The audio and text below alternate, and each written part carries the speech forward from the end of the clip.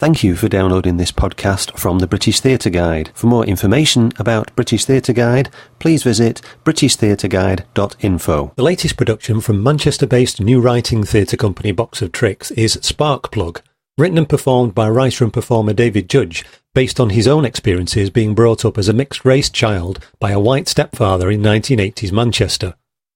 The production is directed by Box of Tricks joint artistic director and co-founder Hannah Tyrrell-Pinder, and begins its 9-week tour at home in Manchester, where I spoke to David and Hannah in a dressing room during a break from technical rehearsals. The publicity hints at the autobiographical nature of this play. So what is the story and how autobiographical is it? Yeah, I think down to the bare bones, it's a man from one area who falls in love with a woman from another area.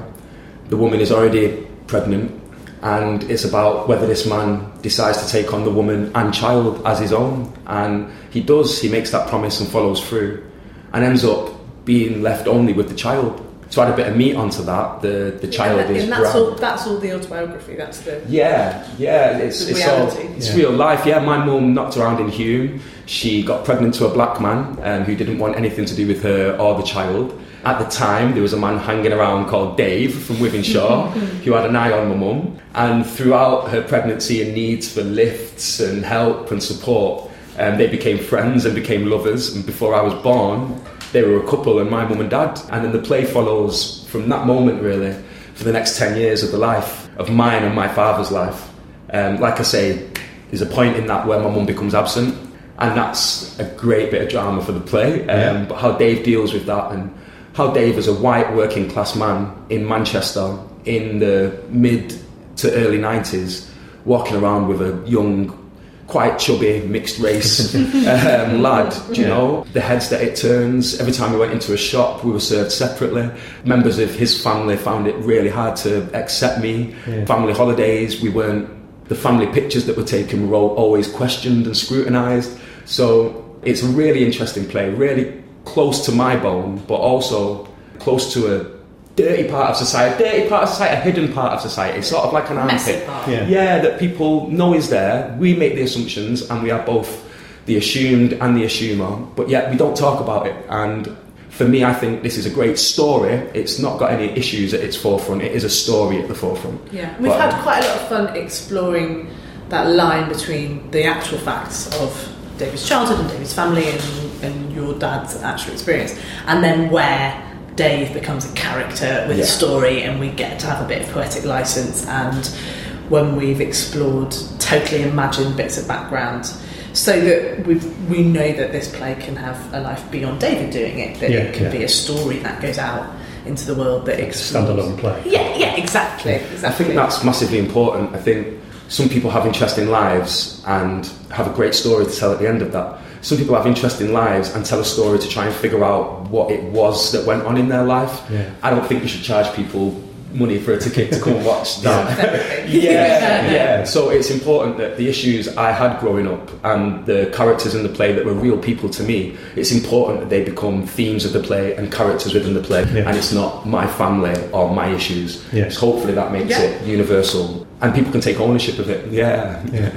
But it is your story. It's your family's story. So those sorts of issues, they can be quite traumatic to relive yourself, but also they can have impact on your relationship with the family as well if you bring home truths out. So how does that work for you? So I think I'm in a kind of safety net because I'm talking about my first 10 years of my memory, which are usually the most clouded. They're based in some kind of truth, but actually the people in their memories can be, my cousin might have been a friend of the family, my uncle may have been my grandfather, you know, a man in the family told you something.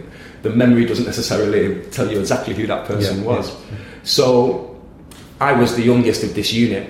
Memory, when it comes to remembering this story, we had my cousin who's 4 years older than me coming to the first week of rehearsals for a bit of R&D around the table, research and development.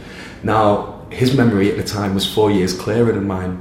So he remembers not just the arguments, not just the situations, but the words, the dialogue that was said and the people who said them. So for me, the worry I have about telling a real story that comes from my life about real people is what memories it provokes in them, and whether they're capable to deal with it or not. I think that's something that I can do all the checks with my family. I can ask my dad, is it okay if I tell this story? My cousin then shown the play to his mum and his cousins because they're involved in the story.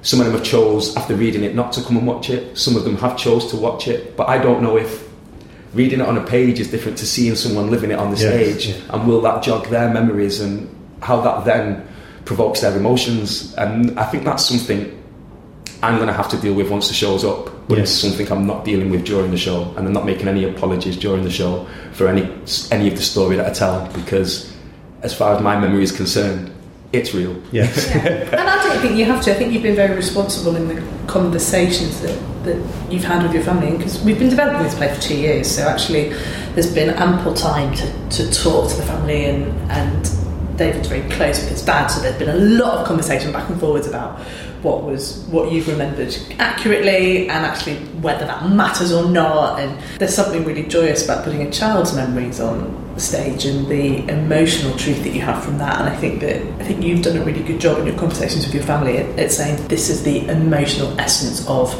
how I was brought up, that makes me who I am today. And although there's a lot of difficult stuff in there, and there's some challenging material and some messy incidents that we're portraying, at heart it's a celebration of family and love and really important relationships that have made David who he is, and actually enabled him to be able to put all this mess on stage without it being an act of catharsis or therapy, actually being an exercise in storytelling and in sharing some really lovely truths about what it is to be a good man and to create a family. That's my hope, that the audience take away from that. We're supporting that a lot with music. We're putting lots of cheery music. I always said I wanted to write a love story, and knowing as dark and deep and messy as the story could get, actually at the essence of it is love, otherwise the story's not ready to tell. If it was a story of revenge or blaming or anything like that, it's not going to work. And actually the resolve, the relationship, the message that I want people to come out with is love for each other, love for strangers, love for people who look differently, and I think through this story we get that. I think me as an adult now looking at this play, because obviously it's my childhood memory, so actually what's important to me as a child, or what I thought was, might not exist now. But now if I was to bump into this text just as an adult today, being a Mancunian, mixed race from Manchester, working in the arts, my identity is something I've always been grabbing at, and it's something that always changes, and the foundations of what my identity can be are always changing, and that kind of triggered very fast from the moment this play started.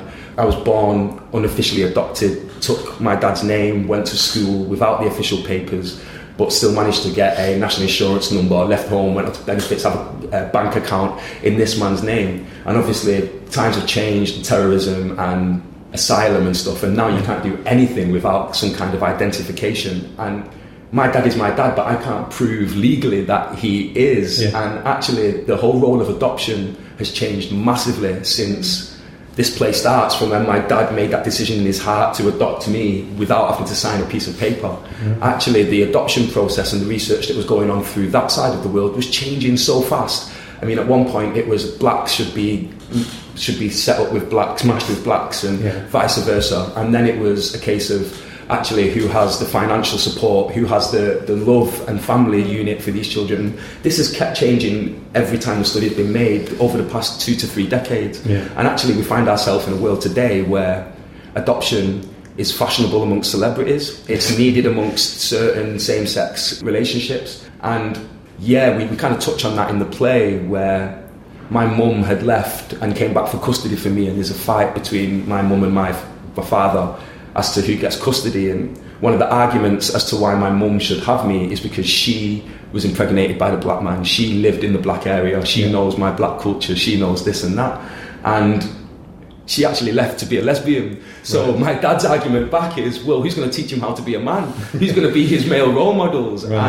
And I think them kind of questions and them things really do ring true today. I mean, some of my gay friends, two females who've adopted a boy, and they said all of a sudden all of their male friends became candidates to be male role models for their boy. So even without knowing what I was writing at the time, actually what's come out of it is this massive struggle to identify yourself not only as a sexual being, as a son, as a parent, as a Mancunian, as a man, and these things are constantly changing, and even more so day to day, week by week today, if that makes any sense. Material for many plays. But you said before about making this into a play that works as a standalone play separate from you. Yeah. But as this is such a personal story, how do you think you would feel about watching somebody else perform this play? So that was our original choice. So to go back to me as an artist today, once I decided to start writing, there was a lot of funding or a lot of opportunity available for me to be a BAME artist. Yeah. I kind of felt that was funneling me into a certain kind of narrative, certain kind of issue that I had to write about, something that I don't identify with. Black outside of South Manchester and what it meant to me within South Manchester. I don't really know about Africa, slavery, American history. It's not that I don't know about, but it doesn't tickle my feathers in a certain kind of way. Yeah. So going through this journey as a black artist today, as a BAME writer, and kind of being shoved to one side to write about certain themes, I wanted to challenge that, and I wanted to challenge what a black play is. Yeah. And if I'm black and I write a story, is that a black play, regardless of who acts in it? Yes. So I wanted to write this story about my father, and I think the middle class white man is getting a bit of a hard time at the moment because of all the diversity groups. I think the enemy to all of these diversity groups and minority groups is the white man, but I actually think working class is a minority group as well. And unfortunately some of the white men are being thrown into this bucket. And my dad in the 80s, he had a ginger perm, tattoos on his knuckles, listened to Rod Stewart, drove a Capri, and actually as a black artist I wanted to put this white man on stage, and I wanted to celebrate that, and I don't think people bought into that as a concept. I don't think people thought that could work as a black play if you just have one white man acting in it. We auditioned. We auditioned. We had some guys that we selected, although it just didn't work out. And actually, when it came back to the drawing board, my first question was, do we open this up, blind casting in the world today, in theatre today? Do we challenge that as well? Because it's something I'm interested in, and as an actor, I fall into some of these things. I find myself playing white parts. I find myself playing parts for black people when I'm not black. I'm mixed race, you know. It was always a thought from creating it that you wouldn't necessarily be performing it. No. And actually, as we got closer to going into rehearsals and casting, we started to talk about a future version of the play that David might perform, maybe when he was a bit older, kind of looking back. And then actually, when for a variety of reasons casting a white actor started to look less likely, we went, why don't you just do it now then? If you're thinking about doing it in 10 years' time for the revival and the Broadway transfer, why don't you do it now? And then we've been talking quite a lot about the meta-theatrics of the piece and the acknowledgement of David as the artist telling the story of David the child and Dave the dad, and how we would handle that within the production when we've got an actor playing Dave the dad, how he would shift between those personas. And having David tell the story himself actually solved quite a lot of those problems, because we said, well, it's really obvious, we're putting you on stage as the artist, you are clearly not your dad.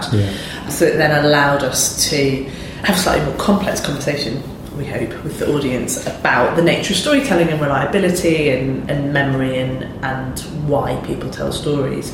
But in terms of the text, we've created it in such a way that the prologue of the piece could be delivered by someone portraying David as an artist and telling it from the child's point of view, so a mixed race actor, or someone portraying Dave the dad and telling it from his point of view, so white actor in his kind of 30s, 40s, and that's quite exciting. It would be amazing if in the future it gets productions that are done by both of those types of actor, because it would be really different. I think that was one of the most exciting things for me in the first initial R&D, when literally I had the story that I shared with Hannah and Adam. I had a couple of poems and maybe a little bit of text towards this idea, and one of the exercises for the actor that we were using in the R&D, who was a middle-aged white man, was to take this poem that I'd wrote, which says, I've got two dads, one's black, one's white, vice versa, carries on. And I asked him to take it home and turn it into the character's words. And he came back and he said, he's got two dads, my lad. One's black, one's white. And it just works so beautifully. And we toyed with which prologue to start the show with. And about 6 months ago, I had a idea. Oh, we put both prologues in the play, in the text, and we keep it optional. Oh my God. And then we've been that. And then literally a couple of weeks ago... And we went, no, let's do that. Stop the press. We've got another prologue to put in. But I think, just going back to me as an artist and as a black artist, actually as a mixed race actor and a working class actor, actually I hope there's a play there now that can go out if people need to use it for any kind of monologues or to just do the player's work, where a working class white man can do it, or a working class mixed race man can do it, but a black man couldn't, because it wouldn't tell the story. And for me, that is an amazing thing, because as an actor, I can definitely always go up for the black parts, but if something specifically white, I'm not going to be able to do that, So for me, I would have loved to have bumped into this book, this play, 10, 20 years ago. Anyway, Is this a big step for you as an artist then? Where you're separating yourself as an actor from yourself as a writer? So you're taking a step as a writer, do you think? I tried to do that, but now I'm acting my own piece.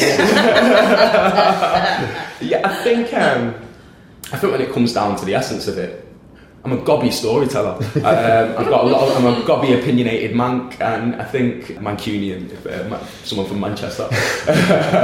So when I grew up, like, underground music was just starting, drum and bass jungle, and we always used to stand on the street and take ownership of our words and our slang by MCing or rapping. And for me, when I got introduced into the arts and National Youth Theatr in London, I realised there's a difference between MCing and rap, and then like poetry and spoken word. And I kind of leant towards poetry and spoken word, which was very character heavy, narrative driven. And when you guys came to see me performing that, you went, why don't you write a play? And actually, it seems like that was what was always at the heart from being on the corner as a 14-year-old lad, going in a bit up down. Actually, that's turned into writing plays. And I think actually, it's not that I dreamed of writing plays as a kid. It's not that I was great with English. It's not that I read a play and was inspired. I think it's just that I've got an opinion and a story to tell, and an enthusiasm and a passion to get it down and get it heard. I think, So the company, Box of Tricks, your company. You are a new writing company. You've been going for a few years as a new writing company. So what part has the company played in that? Because it sounded like there was a lot of development. It wasn't just a script that was delivered. Yeah, there was. So we first worked with David 6 years ago as an actor, doing a project called Wordplay, which was 6 short plays that we commissioned.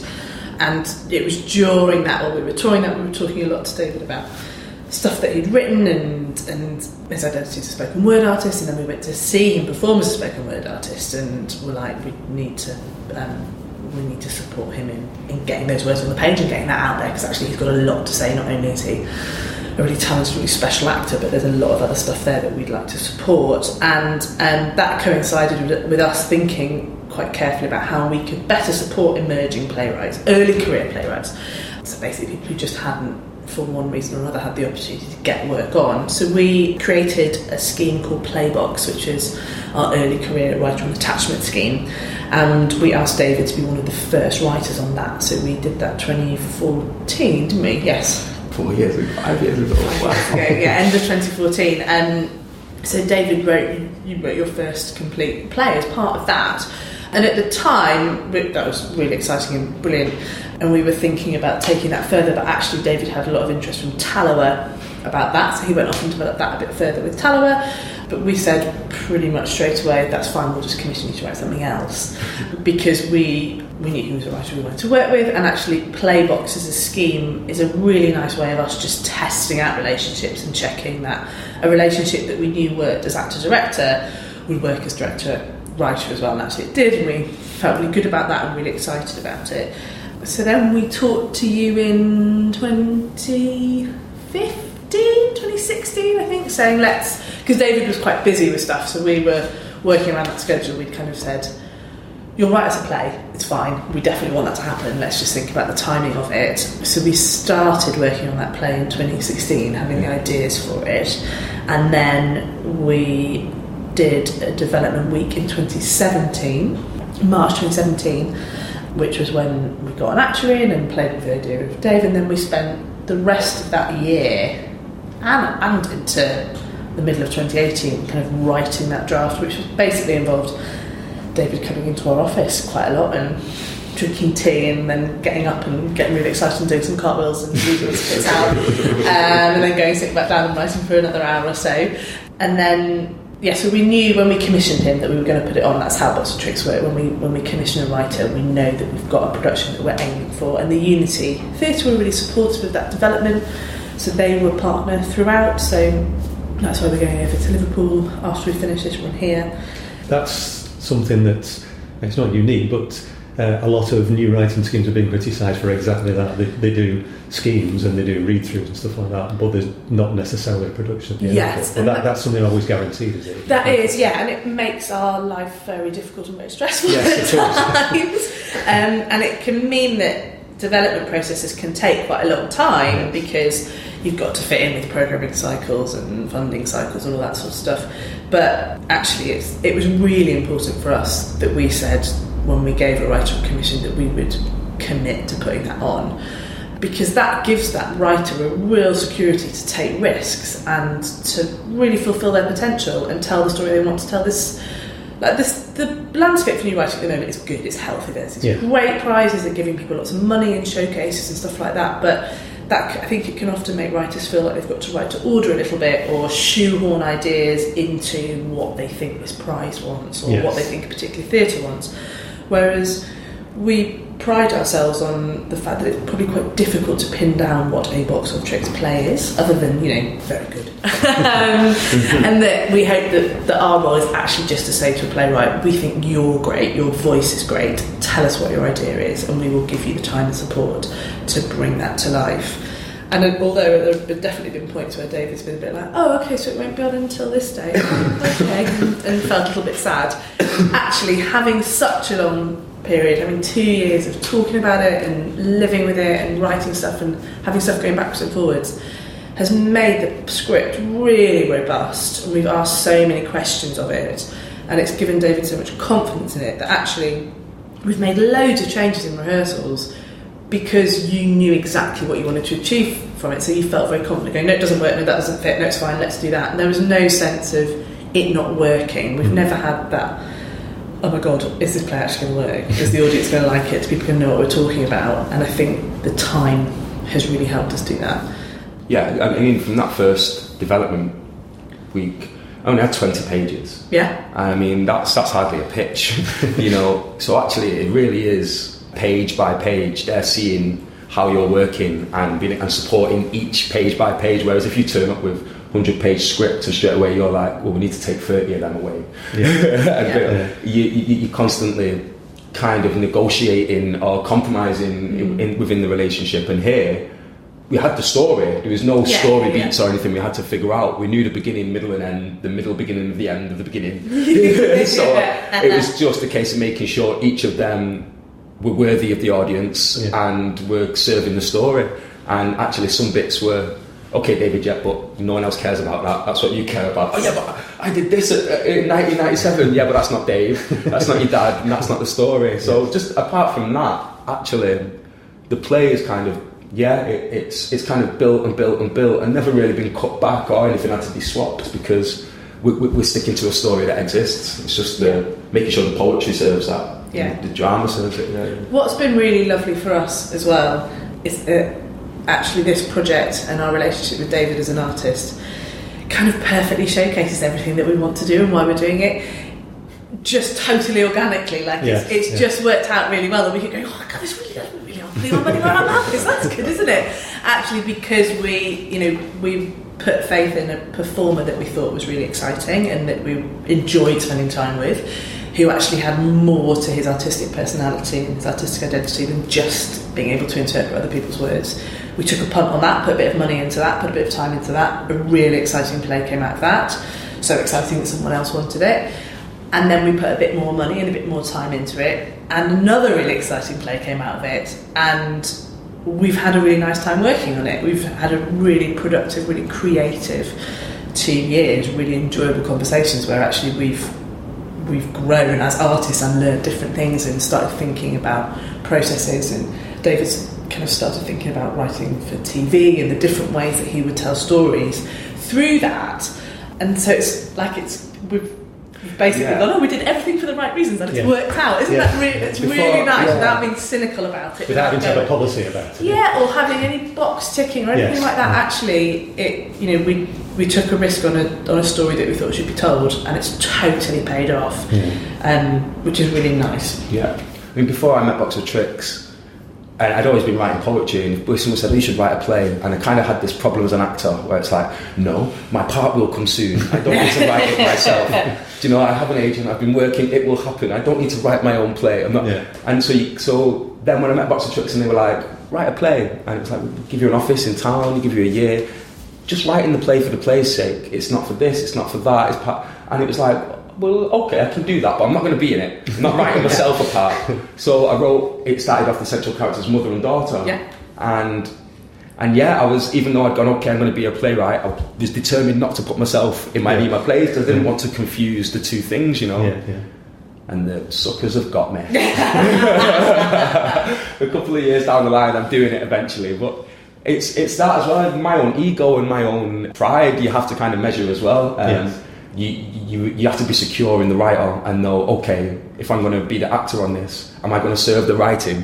And is this writing going to serve the actor? And I'm glad that I didn't write this with me in mind, but actually we've cast me on it, because I'd love to have bumped into this play if I wouldn't have wrote it as well. So the organic side of it, I think if it wasn't for that, I wouldn't have done it, because I think the choice or the pressure to say I'm going to be a playwright, then you're in a bracket which is a bit scary. Yeah, it's a bit scary, like English A-level. I just want to be able to tell stories. I don't want to be able to write them perfectly on the page, or, you know. So the pressure of taking on that title has always been weird, but now I guess plays have just been delivered and my name's on the front of it. I'm a playwright. Yeah. So you were convinced by somebody who wasn't putting any pressure on you to finish anything. By the end of it, you realise you're a playwright. Yeah, exactly. The perfect way. Yeah. So the real story is set 80s and 90s. 83 to 93. Yeah, we try and keep it within that decade. And you mentioned about music being important. So does the music reflect the period as well? Yeah. We've had a lot of fun with that. I've been creating a playlist which has just been blowing my mind.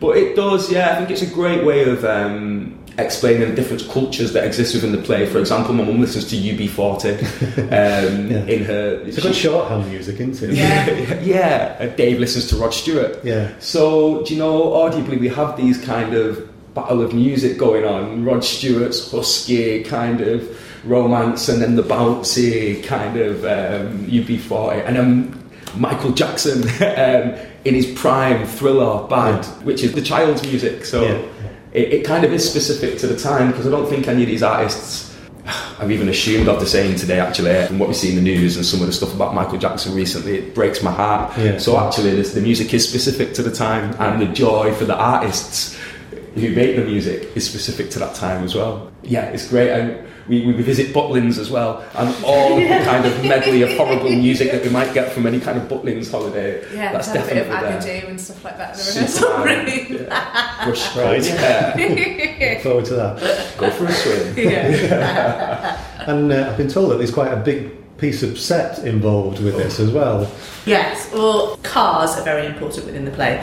Dave defines himself through his car and how he can help people with it, and just the kind of that very practical, quite traditional view of masculinity. Cars and dirt. Is this the Capri? So we start off with a Capri, and then he moves through a variety of cars throughout the rest of the piece. So as soon as I read it, I was like, right, cars on stage, okay. Can I just say the cars existed as well? Everything in the play is real. They're real cars. And so we knew that we didn't want to do that, what is perceived as like a traditional one-man show, where basically someone just turns up, there's an empty stage, and they just bounce around within a black box. We knew we wanted to flesh it out more than that, because actually the physical world was really important. So we have created a set that can transform between 3 cars, and also functions as like a climbing frame. There's a lot of metal, but it's great. Actually, we've had a lot of fun with it, and we've had it in rehearsals. I was very definite about the need for it to be in rehearsals early, having had the experience of not getting set in early enough, and then actors going, "Oh my God, what the hell is this?" And David is an incredibly physical actor, and will just is a very physical person, will just hurl himself into any situation. Yeah, I've almost died. Yeah. So you've got a physical actor on a fairly small stage with a lot of setup. Yeah. The rehearsal room was about this big, and the car's a little bit bigger. Yeah, there were some squeaky moments in the rehearsal room. Actually, now that we're in T2 and we've got this lovely space to play with, it's great. But our designer Katie Scott's done a fab job at creating something that feels real, but also very playful and theatrical. And we knew that we wanted to support the theatrical energy and language of the piece by putting something a bit more abstract on stage that would immediately say to the audience, "This isn't television. It's not." It's not a carbon copy of real life. Yeah. And also, as an audience, it's just really lovely when you come in and go, "What's that? Oh, I want to have a play." And that you want people to feel that excitement even before there's an actor on stage. So I hope we've definitely done that. I was a bit scared when I heard that the design was going to be a car. They're going to get you a car, David. And I'm like, oh, does that trap the actor with inside the car? And then, oh, I've not wrote the film. It's not film, it's not TV. But actually, it's worked out really, really well, better than I could have imagined. And even though it definitely is a car on the stage, it's definitely my climbing frame as well. And I get to make and break all the rules. And it's great. It's great. And make and break yourself. Yes. As well. I bought some Tiger Balm this weekend, so hopefully everything will be okay. Risk assessments have been fun. So this play is doing home here at home, and it's doing the Unity in Liverpool. Yes. Are there any other? Yes, and we're on. So it's on tour for 9 weeks in total. So we've got 2 weeks here at home, a week in Liverpool, then we head off to the Midlands. So we're in Shrewsbury and Cheltenham, and then going up into Yorkshire. We're at York, Hull, Harrogate, Scarborough. Where else are we going? Newcastle, and then down south we're doing a few dates down south, down in Hampshire and Oxfordshire, Canterbury, and we finish in Birmingham in April, which feels a very long way away. If I'm not finished before that. So yes, it's 9 weeks in total, which is lovely actually. It's a really nice amount of time for the show to be living, and we're really excited about taking it to so many different places. Manchester's such a strong character in the play. It'd be really interesting to see how people in Cheltenham and Kent react to it. But I think there's a lot of fundamental truths within the play that I think will really resonate. But I'm looking forward to Shrewsbury's my hometown, so I'm looking forward to seeing it with the good Shropshire folk. Goodness knows what they're going to make of some of it. That's the beauty of touring, of having that really different experience and energy in different rooms. Be good, and some lovely places for you to go and eat and drink on the way. And then what's next for both of you and for the company? Have you thought that far ahead yet? I think I've got a finger in a pie somewhere. So I'm writing a play for young people, and hopefully there's a commission at the end of that. Better not say too much or I'd jinx myself. Okay. But I'm really excited to do that. Earlier in the middle of last year. That's a different experience, isn't it? It is, yeah. In the summer last year I worked with the Contact Theatre's young company, and I was lead artist with them for 7 weeks, just helping them get a company together ready to devise a show about toxic masculinity, which kind of talks about a lot in this play. Yeah. But actually from that and that connection with the young people and stuff, and then this idea of writing a play for young people, but a certain group of young people who from disadvantaged backgrounds, maybe classed as the naughty kids, and actually trying to show them in a bit of a better light with the style of theatre. So I'm really excited to do that, and it's something I work with a lot of young people, a lot of homeless people in Manchester, and if I can help through my writing some kind of support or prevention of any of them two situations, that's wicked. And what's next for Box of Tricks? Well, we've just kicked off our third cycle of Playbox, so we've got 3 more early career Northwest based writers starting with us. So in fact they should be delivering treatments of plays in the next couple of weeks, so we'll be starting to work with them throughout the year. And then in the autumn we've got a show going on tour called Under 3 Moons, which is about male friendship and mental health and men not talking when they should be talking. So that's going to be at the Lowry and then on tour kind of end of September through to November. So that's it, although I am quite obviously very pregnant. So there is a small person entering the world during this tour, in fact, so he will get to glimpse some of the final shows, the play having sat in the rehearsal room, kicking away, letting us know when he thinks it's good or not. It's going to come out with an accent. It's going to come out thinking David's his dad, because he said his voice more often. More men. Coming out dancing to Michael Jackson. Yeah, that's what we hope. He has enjoyed the music. And then our next show will be in the autumn, which is nice. So actually 2 shows on tour in 1 year is a really good output for us, keeping us nice and busy. SparkPlug, written and performed by David Judge and directed by Hannah Tyrrell-Pinder for Box of Tricks, runs at home in Manchester from the 13th to the 23rd of February 2019, before touring to Unity Theatr in Liverpool, Theatr Severn in Shrewsbury, Cheltenham Everyman Studio, Harrogate Theatre Studio, Live Theatre in Newcastle, York Theatre Royal, Hull Truck Theatre, Theatr Clwyd in Mould, Crewe Lyceum Studio, Spring Arts Centre in Havant, the Lighthouse in Poole, Marlowe Studio in Canterbury, Old Town Hall in Hemel Hempstead, the North Wall Arts Centre in Oxford, Square Chapel in Halifax, the Met in Bury, and Stephen Joseph Theatre in Scarborough, before finishing at Birmingham Rep from the 10th to the 13th of April. For more information, see www.boxoftrickstheatre.co.uk or www.homemcr.org. You've been listening to a podcast from British Theatre Guide. For more information, please visit britishtheatreguide.info.